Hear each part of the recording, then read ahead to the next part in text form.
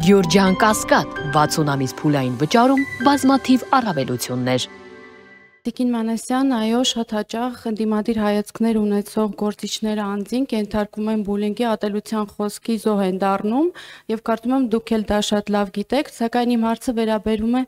արդյոք դուք ունեք ծրագրեր պաշտպանության ոլորտում, արդյոք համագործակցում եք պաշտպանության նախարարության հետ, քանի որ բուլինգը, ատելության խոսքը ինքն իրենով շատ բացասական եւ աղետալի երևույթ է, սակայն դա կրկնակի վտանգավոր է, երբ տեղի է ունենում պաշտպանության բանակում եւ դրա զոհ են դառնում զինվորականները։ Շնորհակալ եմ անչափ։ Ես ներողություն եմ խնդրում, էլի հարցը հասկանալու համար։ Ես հասկացել եմ հարցը, ես կպատասխանեմ։ Մենք էլ պիտի հասկանանք, որովհետեւ նաեւ մենք ենք այստեղ։ Այո։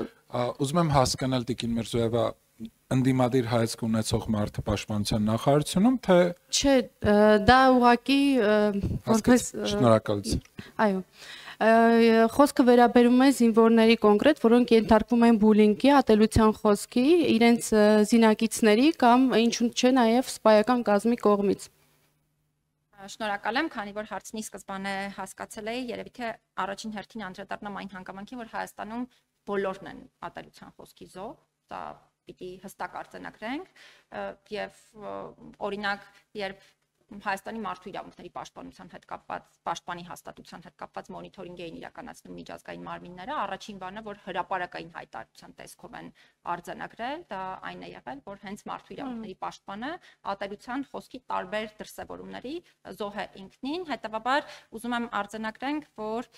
սա մի երևույթ է, որը համատարած է եւ սրա դեմ պայքարի համար իրականում ոչ թե պետք է բաժանվենք խմբերի, բևեռացվենք, ասենք մեր դեմ կա, ձեր դեմ չկա եւ այլն, ես որ ոչ միայն ինձ հետ կապված ատելության խոսք է տարածվում, այլ բոլորի հետ կապված է տարածվում, հետեւաբար իրապես կառուցողական հարթակները միանշանակ մենք պետք է կարողանանք օգտագործել եւ այդ կառուցողական հարթակներում առնվազն այս հարցերի վերաբերյալ ձևավորենք կոնսենսուս, որ օրինակ սա արգելված դաշտ է եւ այստեղ որևէ մեկս չի մտնում հակառակ բարակայում խնդրի լուծում չենք ունենալու ոչ միայն ընդդիմադիր, ոչ միայն իշխանական, այլ նաև այլ սովորական քաղաքացիների հետ կապված։ Պաշտպանության նախարարության առումով ուզում եմ առաջին հերթին արձանագրել, որ շատ կառուցողական համագործակցություն ունենք պաշտպանության նախարարության հետ, այն դիտանկյունից, որ ինչքան էլ զավեշտարի չթվա, բայց սա այն ամենակարևոր գործընկերներից է, որը երբեք պաշտպանողական, այսպես դիրք չի գրավում, երբ քննադատում ենք հաստատության հետ կապված մարդու իրավունքներին վերաբերելի խնդիրները, երբ բարձրաձայնում ենք այդ խնդիրների մասին, հակառակը շատ կառուցողական մեզ հետ աշխատում են նույն մեր բարձրաձայնած խնդիրները լուծելու ուղղությամբ, ինչ վերաբերում է ձեր նշած կոնկրետ ոլորտին, այո, շատ ճիշտ հարցադրում եք բարձրացնում, որովհետև ոչ միայն ատելության խոսքի տեսակները, այլ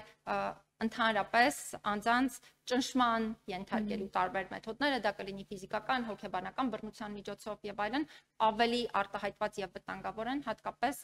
փակ միջավայրերում, զինված ուժերում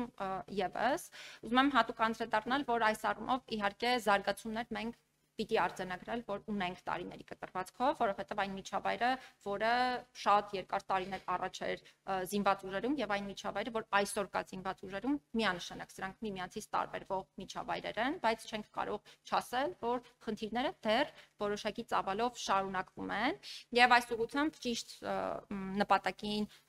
կամ նպատակի իրացմանը հասնելու տեսանկյունից իրականում շատ կարեւոր է, որպեսզի մենք կարողանանք նաեւ պրոֆեսիոնալ աշխատանքի ձևաչափ մշակել, այսինքն զինված ուժերում ունենանք բավարար քանակությամբ, օրինակ հոգեբաններ, այնպիսի մասնագիտություն իրականացնող անձինք, ովքեր կարող են աշխատել այս ոլորտային հարցերը թիրախավորելու համար եւ որ ավելի կարևոր հարցերից մեկն է, կարողանանք նաև պատասխանատվության ենթարկել այն անձանց, ովքեր նման հակաիրավական վարքագծով են աչքի ընկնում, որովհետև եթե չեղավ այդ պատասխանատվության մթնոլորտը, բոլորին կթվա, որ դե սա թույլատրելի եղանակ է վարքագծի։ Շնորհակալ եմ։